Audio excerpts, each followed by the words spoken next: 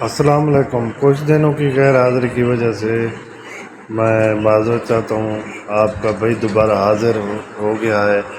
آج آپ کے لیے میں ایک خبر لایا ہوں۔ جنوبی کوریا میں بلند فضاؤں سے رن وے پر لینڈنگ کرتے ہوئے ایشیانا ایئر لائن کے طیارے کا ایمرجنسی دروازہ اچانک ایک مسافر نے کھول دیا۔ ہواؤں کے تیز تھاپڑوں سے جہاز کولے کھانے لگا۔ عالمی خبر رساں ادارے کے مطابق اپنی نوعیت کا انوکھا واقعہ جنوبی کوریا کے شہر ڈیگو میں پیش آیا، جس کی ویڈیو سوشل میڈیا پر بھی وائرل ہوگی۔ پائلٹ نے بڑی مہارت سے طیارے کو رن وے پر اتار لیا۔ لینڈنگ سے چند منٹ قبل دروازہ کھولنے سے مسافر خوف زدہ ہو گئے اور جہاز کے کولے کھانے سے کم عمر 9 مسافروں کی حالت غیر ہو گئی۔ سانس لینے میں دقت کے باعث انہیں ہسپتال منتقل کرنا پڑا۔ واقعے کے وقت تمام مسافروں نے سیٹ بیلٹ باندھی ہوئی تھی، اس لیے کوئی بڑا حادثہ رونما نہیں ہوا۔